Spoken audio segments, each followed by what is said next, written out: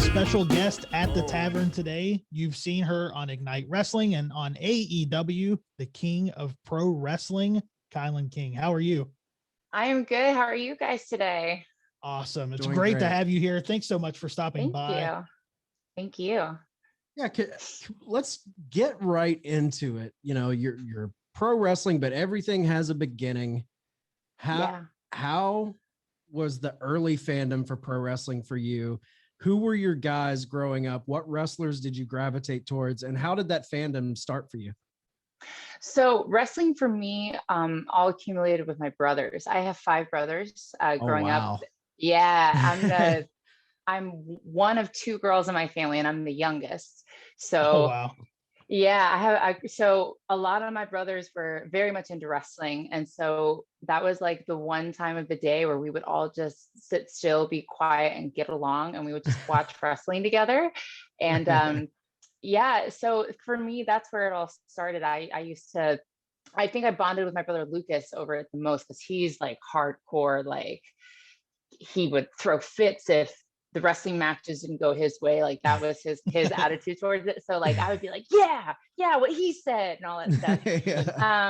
Yeah, so we would watch wrestling, and then like as soon as the program would be done, we would go get all the pillows and blankets from our house, and we would create like our own little, I use quotation marks very heavily, ring. And then like we would try to emulate everything we watched on TV. And of course, me being the youngest and the smallest, I got picked up for all the slams and everything like that. Yep. So that's where my love for wrestling started, because like when you grow up with that many kids in the house, it's very rare when everybody likes the same thing and gets along about the same thing. And for me, like as a child, I always remembered like we all loved it, and we were all like, no matter who was fighting with who, we all got along, and we would replicate what we saw, and we loved it so much. So for me, that's where it started. Growing up, I think I gravitated a lot towards Shawn Michaels, definitely Brett and Chyna. Like for me, I just loved their styles, and I loved their ability that they could just do the same thing over and over again, and you were still captivated. Like, right. And then for Chyna, like growing up, I was always much bigger and much taller than all the girls that I would grow up with. I mean, heck, I was bigger than a lot of the guys I grew up with. So I was very self-conscious about that growing up. And then when I saw Chyna on my screen for the first time, I just remember feeling like, this girl is big and she is beautiful, and she is getting paid because of what she looks like, and she's just a badass. And like that was just like the first time in my life where I felt comfortable looking and being the size that I was. And so I just always gravitated towards her because she just made me feel comfortable in my own skin, and I just wanted to be like that badass Amazon warrior like she was. So her and I love me some Beth Phoenix. So and Medusa. Those were my people growing up. I loved watching them. That's awesome. I mean, Chyna, I can still remember Chyna coming on the scene, and it was like, wow, like we've never seen anything like this. Yeah. And I remember when she started coming out with the gun and doing the fireworks, I was like, oh, could she be any hotter? Like she was just so beautiful. I loved watching her. Yeah. So what made you take it, being a fan, having the brothers and everybody being a fan of professional wrestling? What was the moment where you said, you know what, I want to move away from being a fan. I want to move into being a professional wrestler. What was the moment that you decided that? So I knew when I was pretty young that I wanted to do it. But growing up, our parents were very, very conservative and very strict, and good Christian people. So the first time my mom ever saw wrestling, she was like, what is this? This is the devil's TV. Like, and I just remember, and like her first introduction to women's wrestling was the Attitude Era, like girls getting their t-shirts sprayed with a bunch of water and stuff like that. So that's what she thought women's wrestling was. So I just remember like, I made a comment about it. I was like, isn't wrestling really cool? And she was like, those girls are whores. And I was like, oh no.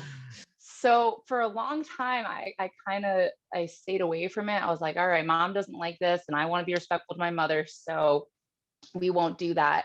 And then graduated high school, and then when I started college, I got into mixed martial arts because I wanted to take that and vent it somewhere else. So I started learning how to fight. And then I think I just turned like 24.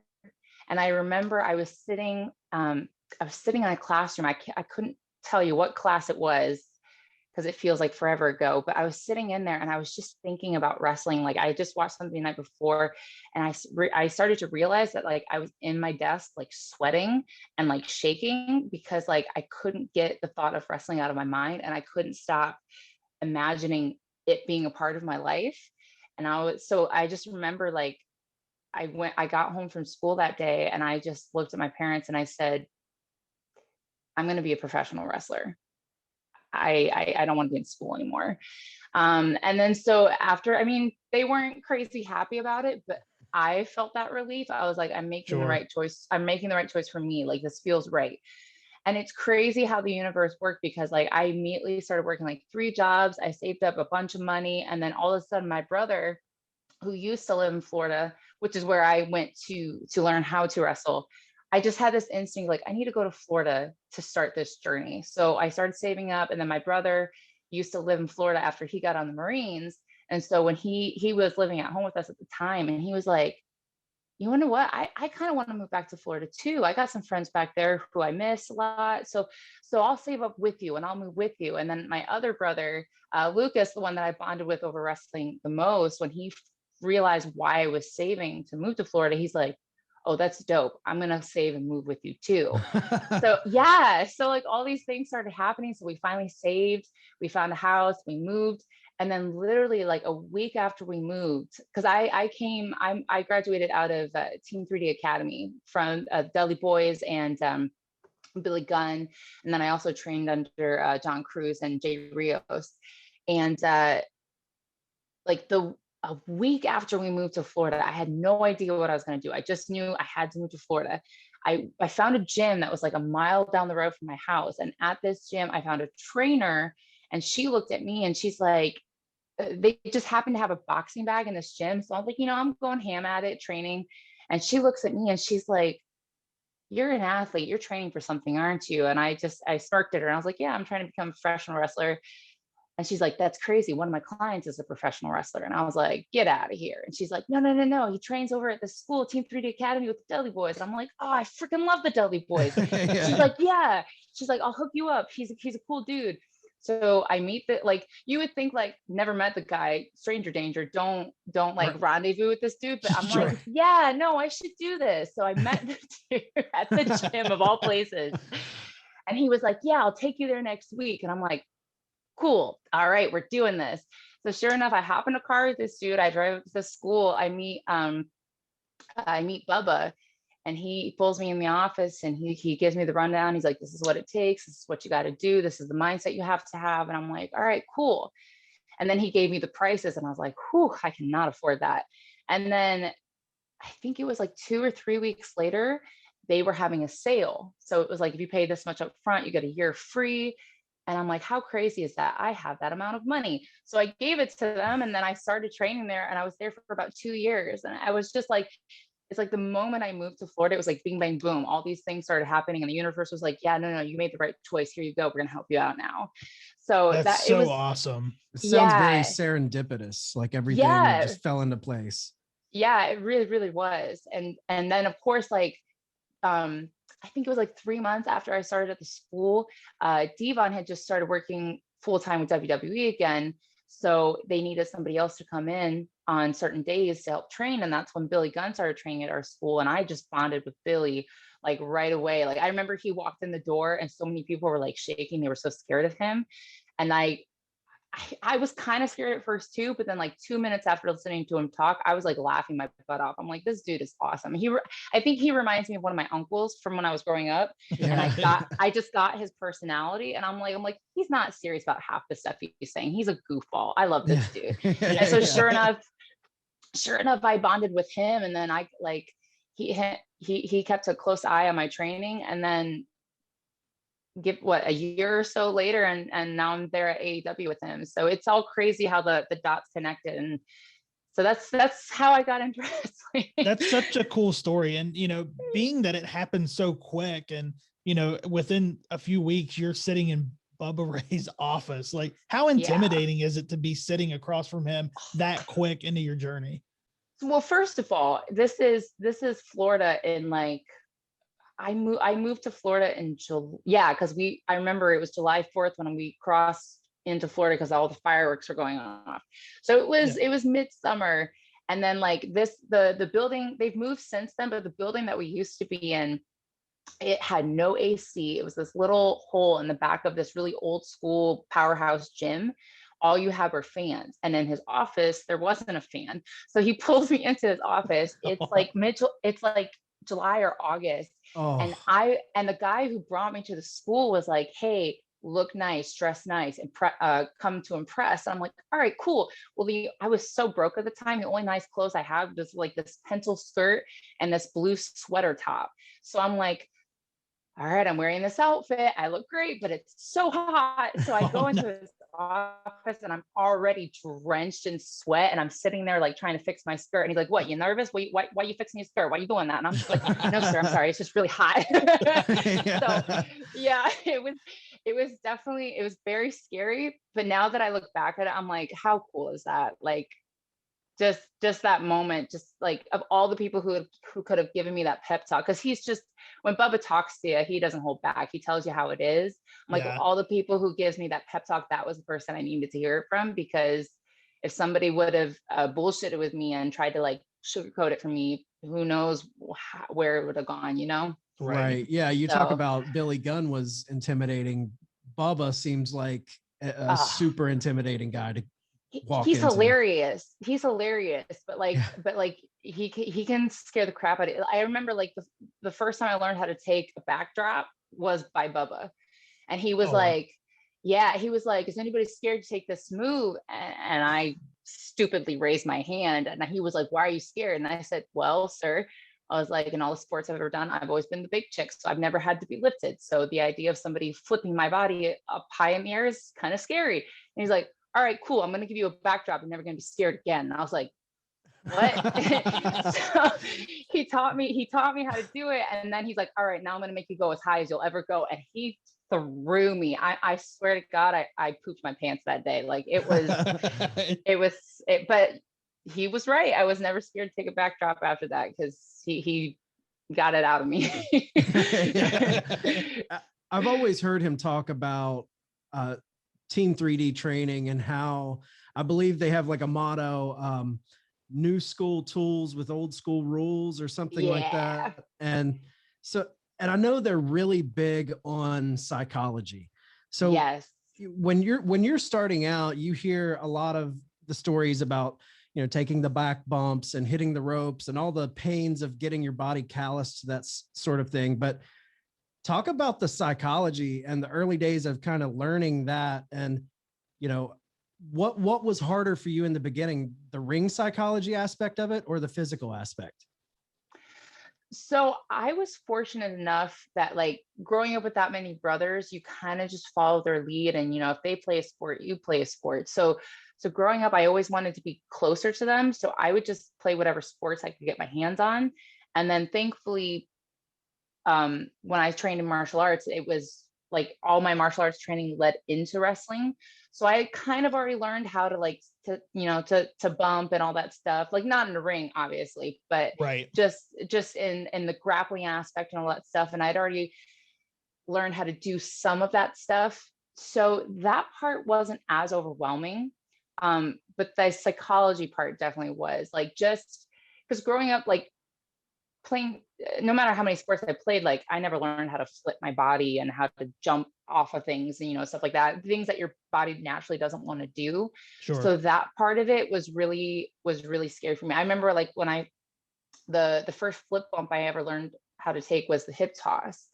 And I just remember standing there and like, it's just a hip toss, but I was so scared to take it because I had never made my body flip like that before. And then it's crazy, the progress, like after you learn that flip, then you learn this flip, and all of a sudden, like things that you never dreamed you would be doing, you're doing all of a sudden. And it's so awesome. And then to go further on the psychology, like when you first start training there, you just you learn how to run the ropes and do the basics first. They don't rush you in that process. It takes a while before they start letting you do matches and stuff like that. And I remember like I was always in such like, I think it was because of my martial arts background. I was always in such a rush to just fight, like Yeah. just go fight, do all this stuff. And so for me, like learning how to slow down and like have a reason for why this is happening and that is happening, that took me a lot longer, I think, than the physicality part. Right. Because like to me, like I just wanted to be in an action movie, just going, fighting and beating each other up. And they're like, no. You've got to tell a story. There's got to be a reason. Like don't just hit a move to hit a move. So all of that stuff, that took me a lot longer to learn. So out of your trainers, you talked about D-Von and Bubba, obviously Billy Gunn, Jay Rios, and John Cruz. Give little brief things of maybe what each of those trainers, what did you take from each of those trainers? I think with D-Von and Bubba, they were more there with me at the beginning. So they kind of helped me just come out of my shell and be confident and just get through the basics. And then working with Jay and I'm sorry, calling them by their first names is weird. Working with Rios and Cruz, when you would train with them, it was more like a one-on-one kind of session. Right. They would really like, I know Cruz would break down psychology with me the most. Like he was very adamant about that. And I think he knew like she's going to struggle with that the most. So he nitpicked that for me a lot. And he helped me work on knowing how to work my size. Cause when I first started doing it, I just wanted to just do stuff. And he's like, no. He's like, you're so much bigger than a lot of people. You got to know how to do it properly. So he worked on me with that a lot. Rios, he kind of helped work with me on studying a lot, because when I first started wrestling, I had no idea who I was. I think because I came in from a martial arts background, I was like so serious. I was like, I'm just going to beat you up. And so like, I had no personality whatsoever when I would wrestle. So I struggled with that a lot. And so I remember we would have a lot of like post-training conversations, like, go watch this person, go study this. Oh, you want to be a little more crazy? Okay, go watch this person, kind of thing. So that, and then Billy, like he just helped me learn how to breathe and talk in the ring. I remember when we started training with him, like one of the first exercises he would do memory exercises with us. So we would get in the ring, we would have to put stuff together, run it. Okay, now run it, reverse it. Now add more stuff as you're going. So like he would do drills with us to help us make the simplest things look so crisp. And then also help us to be very comfortable, no matter who we're in the ring with, no matter what their skill level was, knowing how to talk, breathe, and just have fun. Because I think that was a big problem, is like I would forget to have fun a lot of the time, because I mean, a lot of girls start pretty young when they get into wrestling, and I waited until I was almost 25 to take my first bump in the ring. So I was like, I have to be the best really, really, really, really fast, because I'm going to be 30 before you know, and it's all going to be over after that. Yeah. And so he was just like, what's your rush? Slow down, have fun. Don't be so serious about it. Because when you have a little bit more fun, that's when you start to find your little quirks in the ring that make you you. And I was like, Right. All right. Yeah. So each one of them was there at a different point in a different way that I needed them for. So it's all very different. And I've actually hadn't thought about that until you asked me that question. So that was really cool.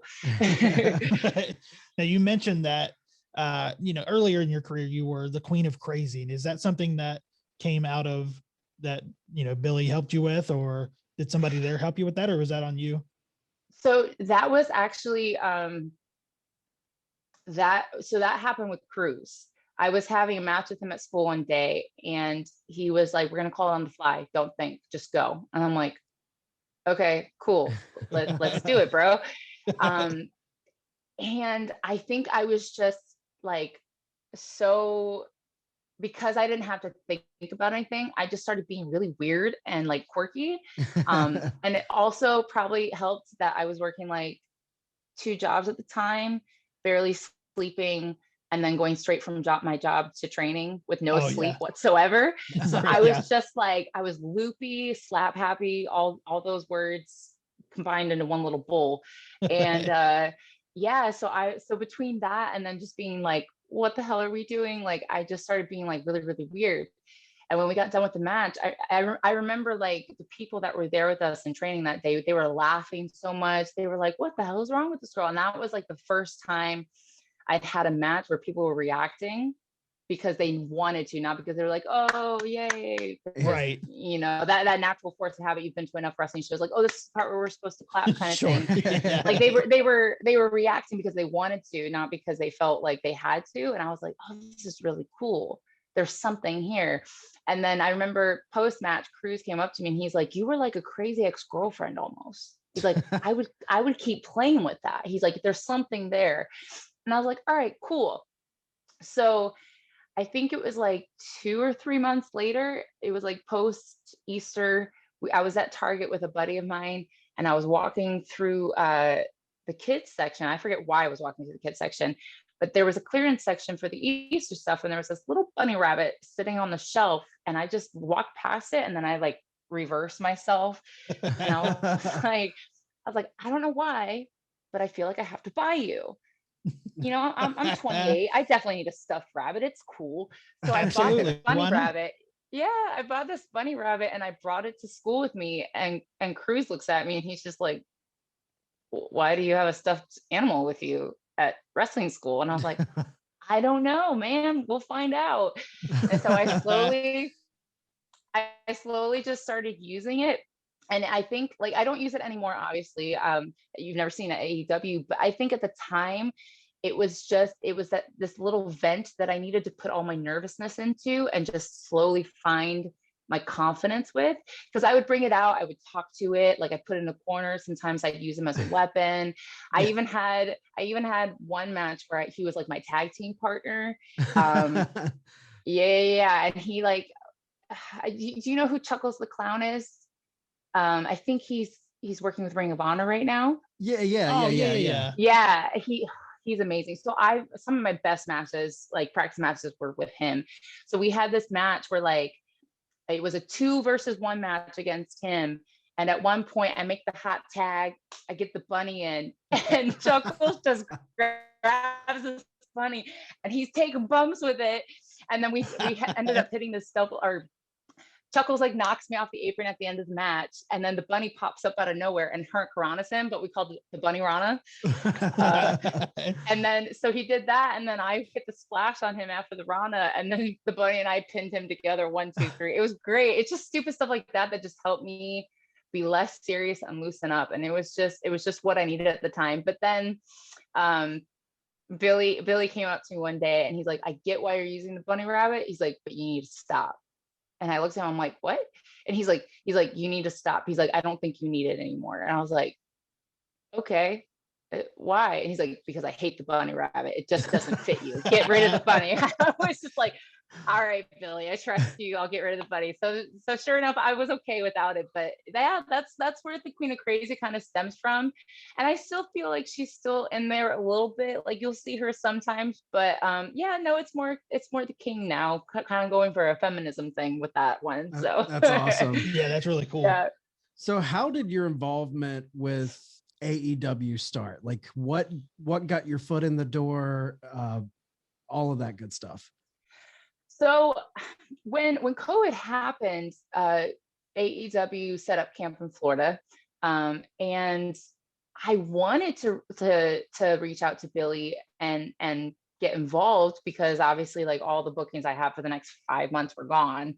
So I was, but me knowing the position he was in, I was like, I bet you like tons of people are hitting him up all the time. So let me not be one of those people, because he's my friend first, not my, what's the word? My in. Right. So, right. So I never messaged him. I left it alone. And then I think it was like towards the end of April 2020, beginning of May, he like texted me out of nowhere and he's just like, why the hell aren't you coming to AEW? And I'm like, because I'm not I don't know. Why am I not there? He was just, You tell me. I don't. yeah. He was just like, he's like, you need to come here. I was like, okay. I was like, I thought about hitting you up. I was like, but I figured with COVID, they were trying to be very safe and not bring like all these people in. Sure. And he's like, no, there's a process. You got to go get tested, all this stuff. He's like, but I want you here. I think you need to be here. And I was like, all right, cool. So I went and got tested. I got cleared and everything. And then I showed up there and I got to wrestle Penelope Ford. Like, I didn't show up with any expectation. I was like, all right, it's all right. It's a foot in the door. They'll see my face. If they think I have something, maybe they'll use me down the line. But then I showed up. They let me wrestle Penelope Ford the first night. And it was crazy because like, you hear people talk about how wonderful it is there, about how it's such a good place, workplace, and a good energy and good people. But like, I was not expecting it to be this much. Like, I remember I walked in and me being nervous, like having that mentality, like, oh, shake everybody's hand, say hello, don't be rude to anybody, don't make sure you miss anybody. So I walk in and Dustin was like one of the first people I saw or had seen. And I went to go shake his hand and he just like bypasses my hand and hugs me. And I'm like, oh, hi. And I've never met him before. So I'm just sitting there like, oh, he's just really, really friendly. Okay, hello. And so as soon as he pull away, I'm like, I'm KILYNN, by the way. And he's like, yeah, I know who you are. And I was like, oh, okay. And then like immediately everybody just like would come over and say hi to me and like shake my hand, hug me. And I remember like, I was so nervous to like say anything or seem like too comfortable. So I was just like in a corner by myself and Sunny Kiss came up to me and was like, girl, we're so happy you're here. Relax, have fun. Like, this is a great place to be. It's a great environment. And I was like, oh, okay. And I like shook my shoulders. I was like, all right, cool. And then, yeah. And then they've been having me back almost every time ever since then. So I'm just, it's again, the universe working its way. Like, Sure. Because I remember that was, I mean, obviously everybody had their WrestleMania bookings. Like I had a lot of bookings coming up and I was like, oh, finally my name's taken off. We're getting some steam. And then COVID happened and everything got canceled. I'm like, all right, there's a reason for this. I don't know what the reason is yet, but it's okay. It's fine. We'll deal with it. And then at the time I was working at the Orlando airport. I did overnights there for one of the car rental companies. So like my schedule was like very strict. I worked Sunday through Friday. I would get off Friday, hop in somebody's car, go do shows all weekend. And then Sunday night after I did my last show, I'd hop out of somebody's car, get back into my work booth and then do it all over again. Oh, wow. So like, yeah. So the ability to go spend a whole week at tapings with AEW never would have been possible, right? Yeah. Right. And then as soon as COVID happens, I lose all my bookings. I lost my job. And then all of a sudden Billy hits me up and it's like, hey, I want you here, come here. And I have all this availability open. So I'm like, how crazy is that none of that would have been possible? Like COVID sucks regardless. I hate COVID, but like none of that would have been possible if I'd still been on that schedule. So the universe was kind of like, hey, you're supposed to be here now. So yeah. So it's silver linings. You got to look at those silver linings for sure. Yeah. Absolutely. Yeah. When you walk into AEW, the pandemic's happening. It's obviously an opportunity for you. You're wanting to go in there and impress. And like you said, shake every hand, not miss anyone. But in that early process, because you've worked with AEW a lot, you've had a lot of great matches there. You've kind of became a mainstay, I believe. Like, I look forward to seeing your matches. But early on in the beginning, did you ever have that moment where, you said Dustin Rhodes comes up and hugs you? Do you have that moment where you're thinking back to those cushion and sheet rings you and your brothers were making in the living room, and you're watching guys like this, and now you're in this national televised major company?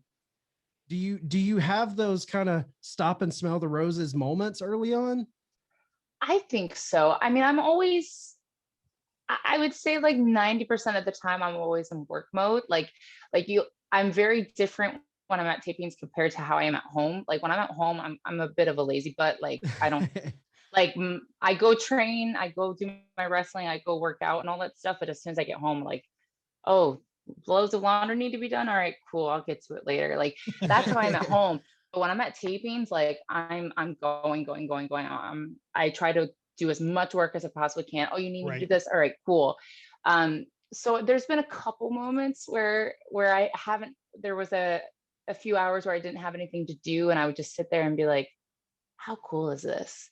Because like not only because I'm working with AEW, but the people that I'm surrounded by.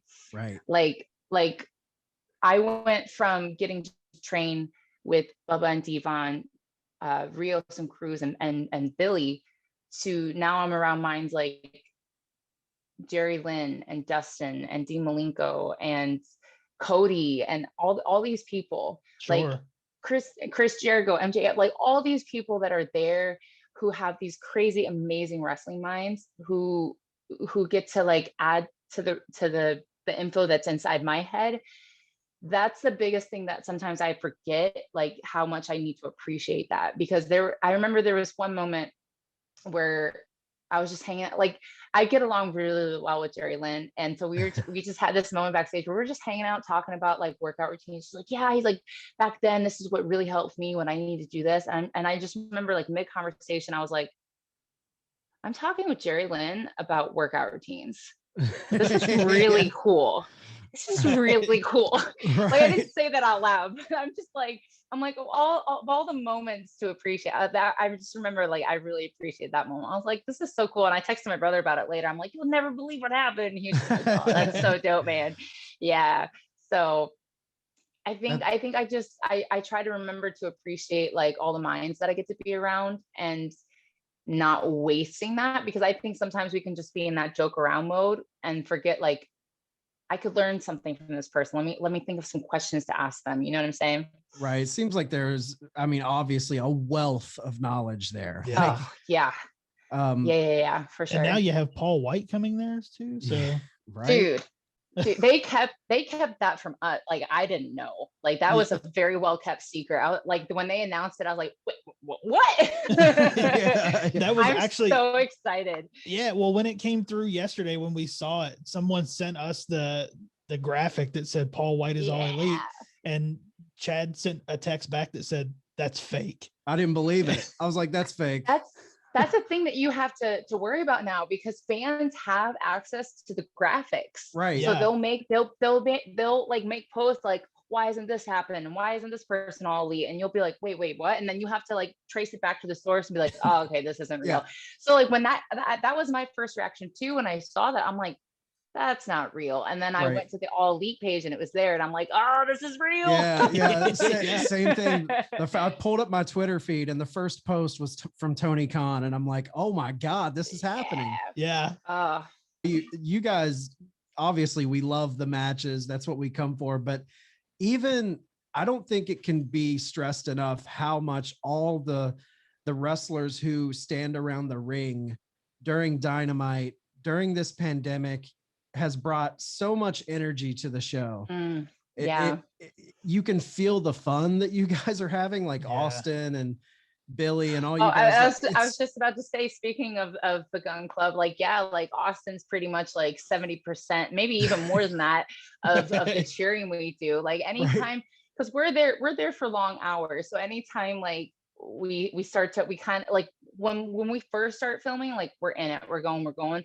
And then I think at like some point past the halfway point, we kind of like robot mode, and then Austin's the one who gets us. He's like, come on guys, like I don't know how that kid doesn't lose his voice. Like I asked him too, I'm like, what's your secret, dude? Are you secretly like drinking like tea and honey during the show? I was like, what are you doing? I was like, because I'm trying to keep up with you and I lose my voice like almost every time. And he's like, I don't know, man, I just do it. And I'm like, all right, screw you.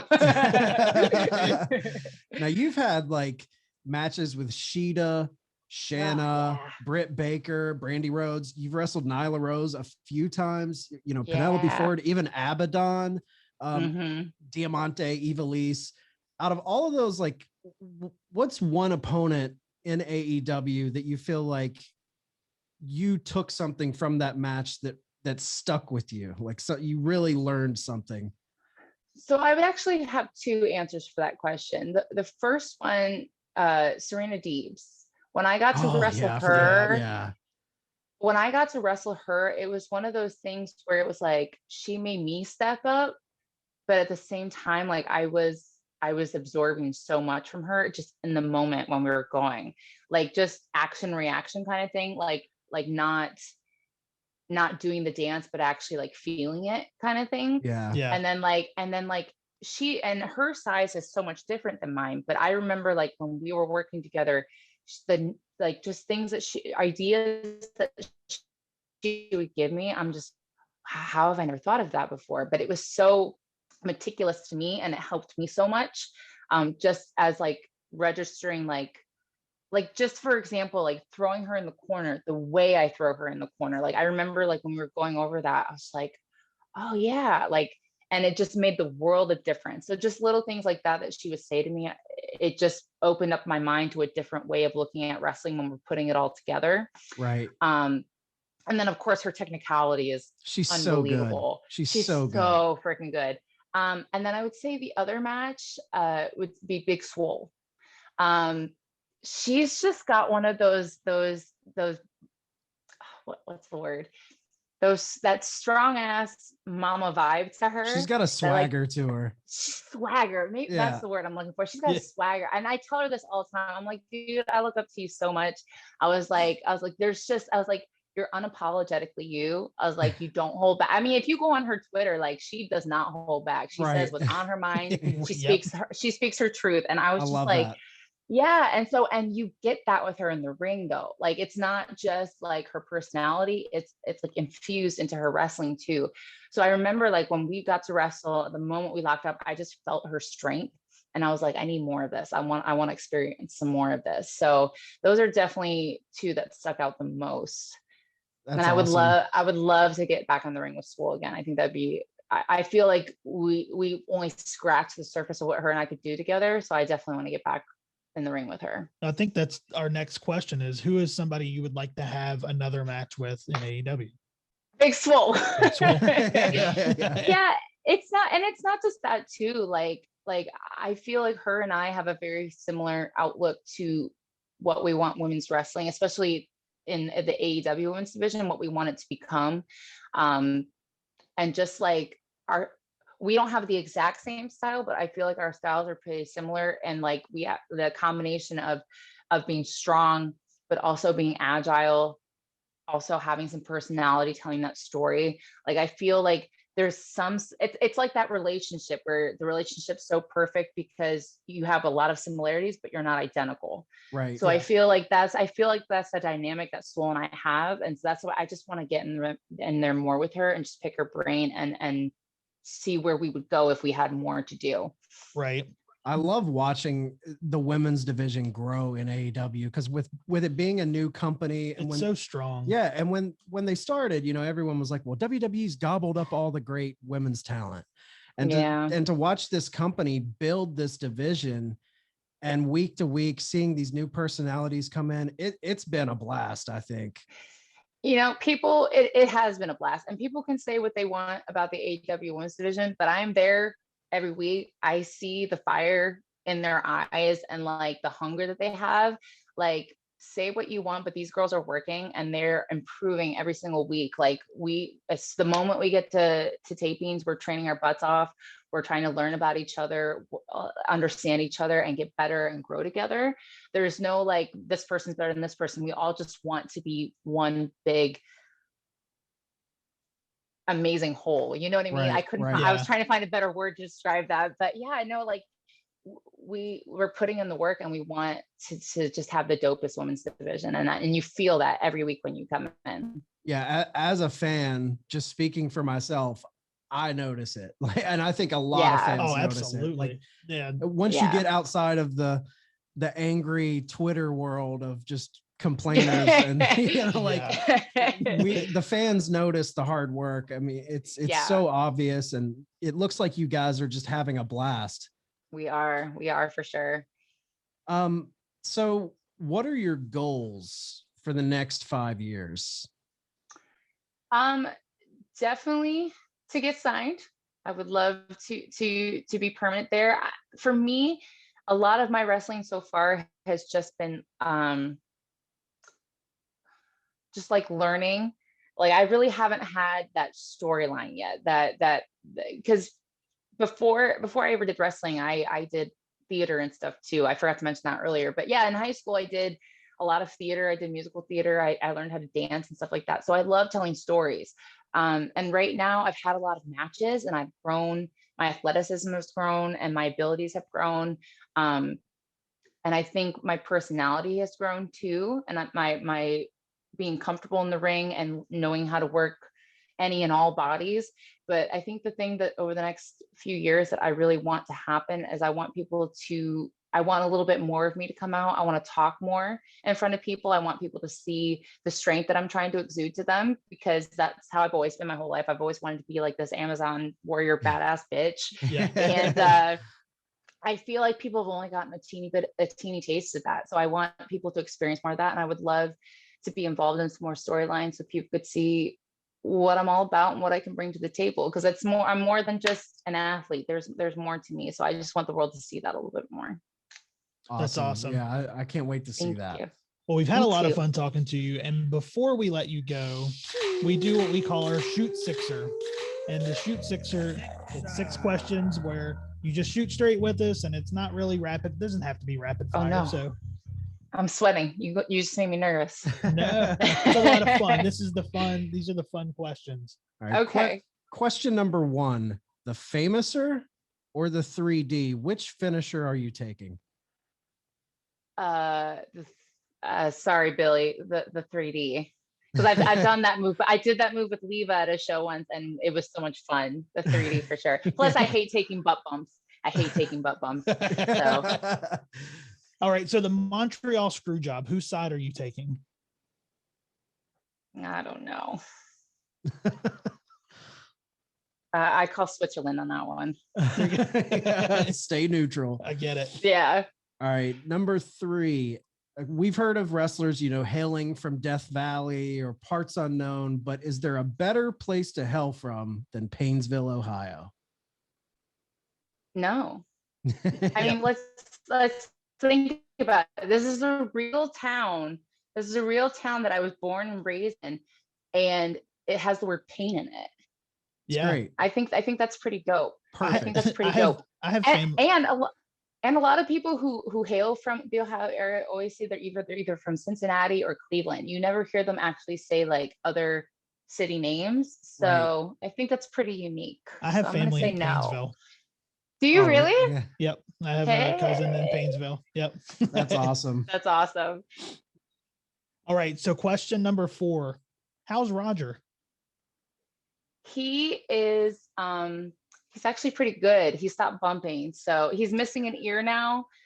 So he can only hear out of one ear, but he's chilling. Like he's like, I think he's gained like 20 pounds. Like, oh, good. That's good. He's living it up. He's living it up. He's like, I'm a vet, guys. I'm done. All right. Question number 5. The pandemic's over. You're making towns, doing dates, indie dates. You're driving town to town. You can have any 3 wrestlers in the car with you, alive or dead. What 3 wrestlers are you driving with? Effie. Nice. Because, so I got to drive with, like, we did a show and then I hopped in his car for like 2 hours to Gainesville, Florida. And driving with him is super fun because he has such an eclectic music taste. And nice. Yeah, like I just remember I was sitting there, I was like half awake, half asleep, and I'm like, this is the craziest music I've ever, because it's not even like singing, like it's just mute, like just instruments and like weird sounds and stuff like that. And I texted him and I was like, you need to send me a list of those artists because I don't think I've ever heard anything like that in my life, and it's amazing. So definitely Effie. How many did you say? 3? 3. Alive or dead? Maybe like Ric Flair, because I've heard some really funny stories about him. Yeah. Like what was that story that Charlotte talked about with him in the car? Do you know who I am? I think I would just be very interested to see what he's like outside of wrestling. I think that'd be really cool. Oh yeah. I'm trying to throw a female in there. Chyna. Oh, I'll go back wow. to that because Billy's told me stories about her and how like she was like the glue that kept them going. Like, guys, we got to get up and go to the gym. And so like I'm the worst when I'm on the road about like when I'm at home, I'm at the gym, at the gym. But when I'm on the road, as soon as I take my first bump and have my first match, I get so tired and I'm just like, I don't need to go to the gym. It's fine. Like I'll get back to it when I get home. So I feel like she would be really good to have in the car with us because she would keep me on my toes and I would be the most jacked person in the world. So Chyna. Yeah, that's those are my awesome. three.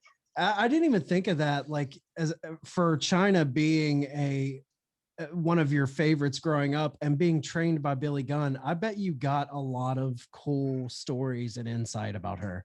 It's so cool to watch Billy's face change when you bring her up because you just can tell he loved her. That was one of his girls, his friends, because anytime I bring her up or anybody brings her up, he cracks this smile on his face. He's like, oh yeah, she was badass. So she was one of his buddies. So he loved awesome. her. Yeah. All right. So question number 6, you talked earlier about being the queen of crazy and you've changed over to being the king now, and you didn't really go into it, but want to give you an opportunity now. Who is the king? So the king, so growing up, that's legitimately, words are hard, guys, my last name. And when I was growing up with my brothers, like we would always have like this joke, like whenever we succeeded at something, we'd be like, oh yeah, it's because I'm the king. Like it was just a silly little thing. It didn't really have a lot of meaning behind it, but it was our little thing. Like when times were tough, it's like, all right, we got this because we're the kings, like, and stuff like that. And so for me, like if you go on my Twitter, I have a promo that's pinned at the top of my Twitter. And I talk about how when I was a kid, even though I was outgoing, I was also kind of introverted as well. I was self-conscious about my size. Like I was a very loud person and people would always be like, be quiet, calm down, blah, blah. So that would always make me self-conscious. And so like, I would just hide, like I would watch my action movies. I would read my comic books and play the video games. And I would watch all these badass ones and be like, yeah, they're cool. Maybe one day, blah, blah, blah. Yeah. And then when I started getting into wrestling and I was trying to find myself, my brother told me, he was like, yo, he's like, you're a motherfucker. I'm sorry, language, guys. No, go you're ahead. a motherfucker. He's like, you're the motherfucking king. He was like, stop trying to hide, stop trying to feel ashamed of this and that. He's like, own it. It's like, you're the motherfucking king.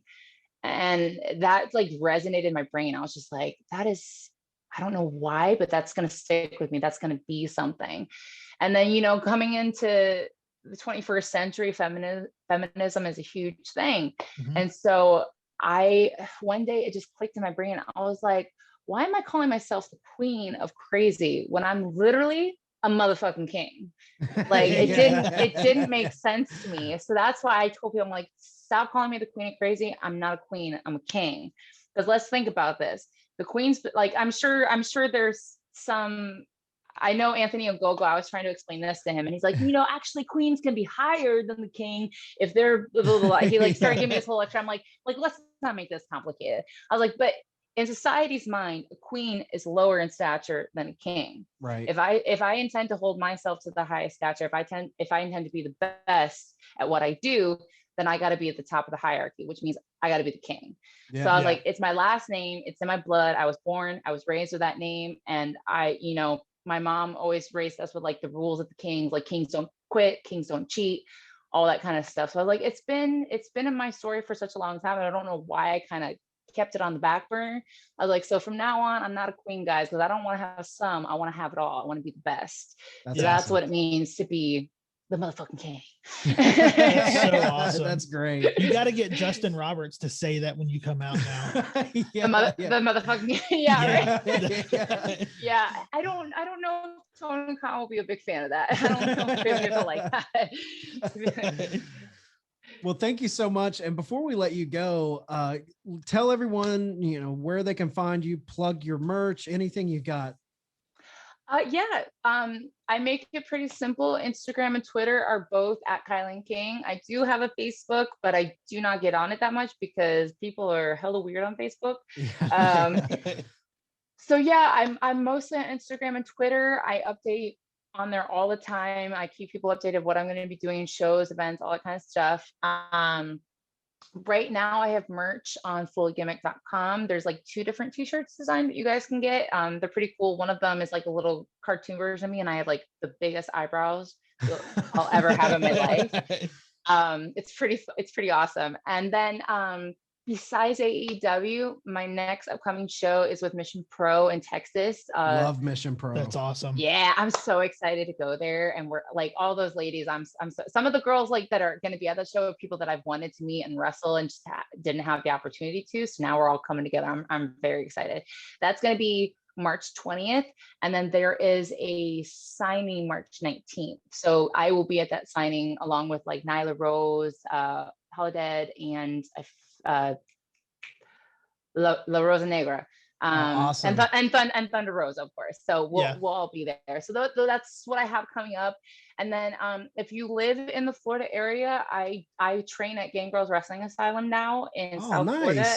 Yeah, and he does shows there monthly. He's got like Saturday more adult shows, and then he's got a Sunday show for more family friendly. So I'm really usually cool. always there. Yeah, I'm always there. I'm always wrestling for him because he's such a good dude. He's kept his facilities open. He's kept it very COVID friendly since COVID has happened. That way, because his school is really like the only one of 2 schools in the South Florida area. So like a lot of kids come to his place, and he keeps them active and out of trouble and stuff like that. That's really cool. Awesome. Yeah, he's been keeping shows going for the community and helping raise money and do events and all that kinds of stuff. So if you're in Florida and you want to see me wrestling, I'll probably be there as well. So I think that's amazing. Everything. Yeah, well, make sure you guys are going, find her in Florida, find everything that she's doing. We're having a great time watching you on AEW, and we look forward to seeing more of you. Yeah, thank you so much, KILYNN. Thank you.